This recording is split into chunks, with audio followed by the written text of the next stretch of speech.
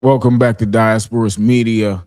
Thank you so much for joining us, man. We're back with another episode. Please like, comment, share, subscribe. Like, comment, share, subscribe. We're going to be dropping Monday through Friday, at least once a day from now on. Thanks for the engagement. Man, last time we spoke, we were talking about the UN's decision about the transatlantic slave trade being the gravest crime against humanity, right? And everybody was up in arms about that. So many people from the FBA group to even some Irishmen, right? Like so many people were up in arms about that. And it's so interesting because black people globally across the diaspora never stopped any white people or other racial groups from appealing to their enslavers, right?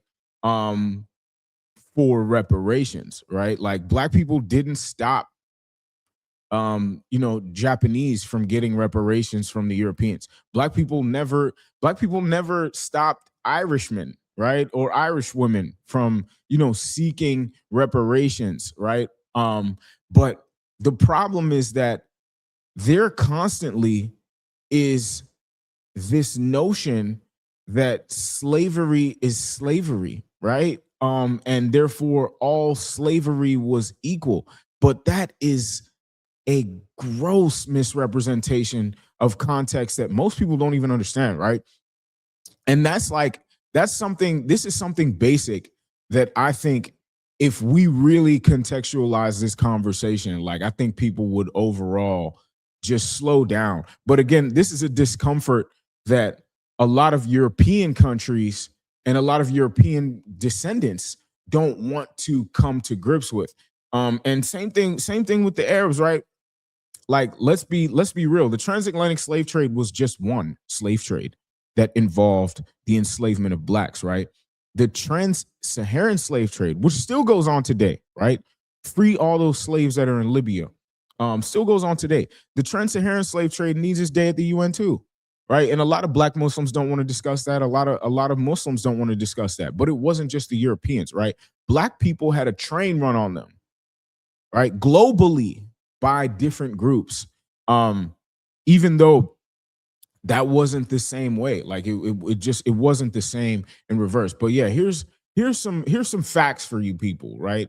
Here's some facts because apparently the facts seem to elude, right? African enslavement differed from Irish indentured servitude primarily because it was a lifelong, hereditary, and racialized system of chattel slavery, whereas Irish servitude was temporary. So this is in response to that one Irish dude who was like, my people were enslaved. Yeah, okay. Clearly it was different. Whereas Irish servitude was temporary, contractual, and not passed to children. Irish laborers had legal rights and were free after their term, while African slavery was legally defined as a permanent condition, right? A permanent condition, right? Also, what is the root word of reparations?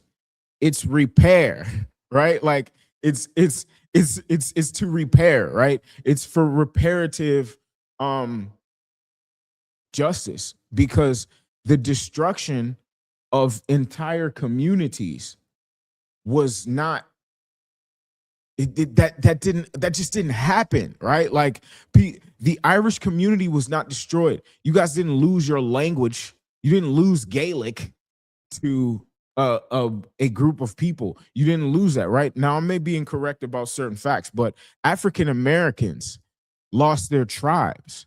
They lost their nation. They lost their inheritance. They lost their ability to trace their way back home, right?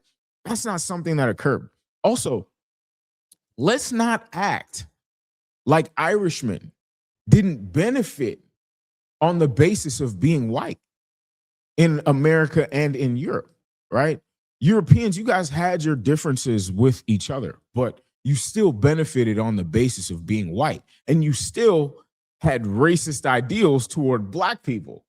You didn't, you, I seldom heard Irishmen be like, oh, yeah, we were both enslaved. We have this in common. Like, that's not how it happened. Let's be real, right?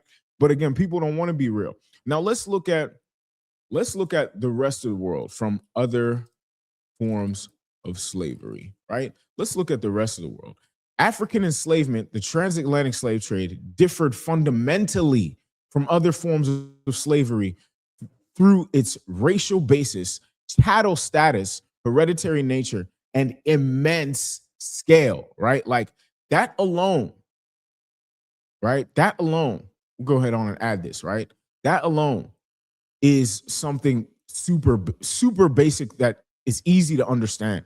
Key differences between African enslavement in the Americas and other historical forms of slavery include racialization and chattel status, right?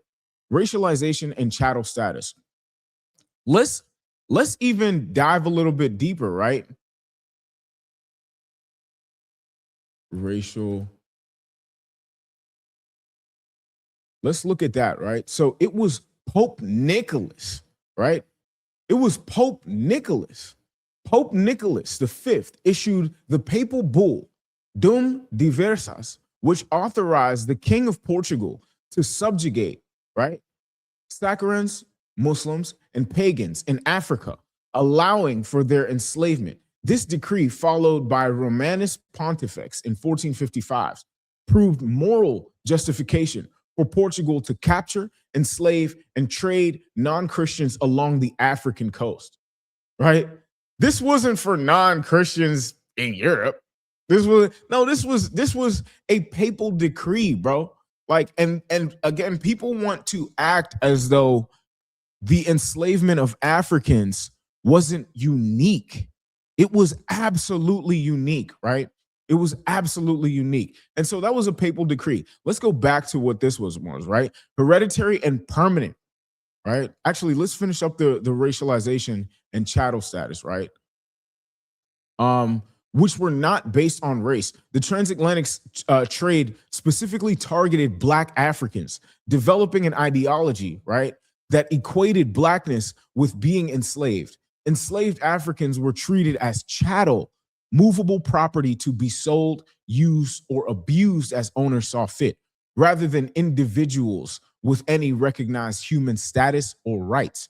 Hereditary and permanent. Transatlantic slavery was typically for life and automatically inherited by children, ensuring the system lasted for generations. In contrast, many African societies often integrated enslaved people into kinship systems where they could gain freedom over time. So that even addresses the whole, Africans sold other Africans into slavery.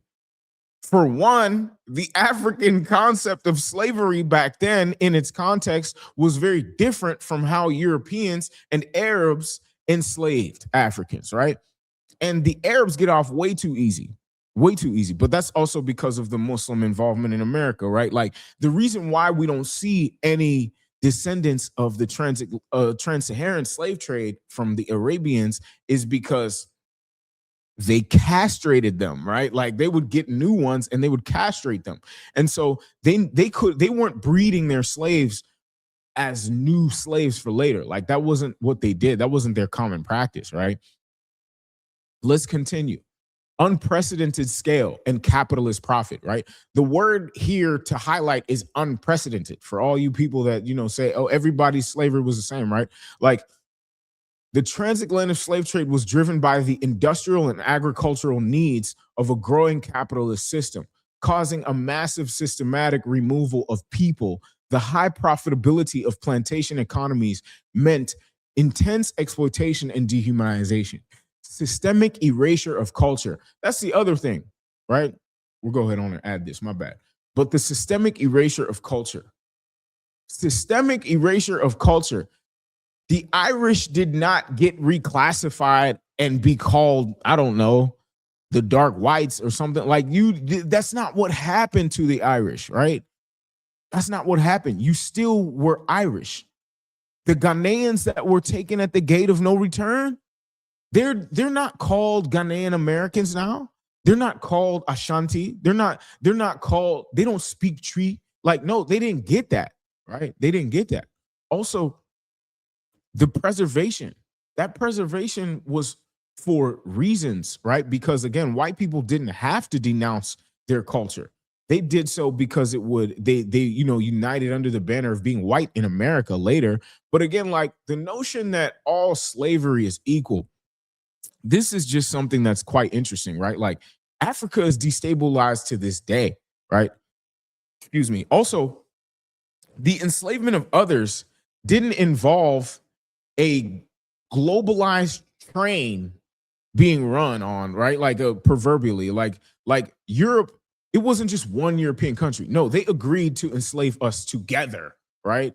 Like until someone can provide proof that other African countries or some countries came together to team up to enslave, like that's insane. That's right. That's a very common thing, and it wasn't just for. I'm sorry, that's a very uncommon thing, and it wasn't just for racial purposes like we saw. It was also for religious purposes, right? Like the Muslim, the Arab Muslim countries came together to enslave the Eastern Africa, right? And the Northern Africa, right? Eastern Africa was enslaved by the Portuguese, by the Arabs, right? That was a very long time. That's how Kenya and Tanzania and Zanzibar went from being the land of Zenj, right, to being, Kenya, right? But Zenj wasn't even that land's name, right? So there's so many elements of slavery and the subjugation that black people globally went through that people fail to recognize, right? Like, but again, this is just a silly argument that I think should be addressed for people to actually do this. But what are your thoughts, right? Because again, this is addressing the fact that everybody has a problem with black seeking reparations, no matter what part of the diaspora we come from. Everybody has a problem with it. Everybody acts like slavery was so normal, right? And that it happened to everybody. Okay, that doesn't stop you from going and seeking your reparations, right? Like it doesn't stop you from doing that. But it does stop us, right? And stop the rest of the world from treating our enslavement as if it was something unprecedented, right? Because it was something unprecedented. Nobody ever enslaved anyone like this before. But what are your thoughts? Like, comment, subscribe, share. We'll be back for another video.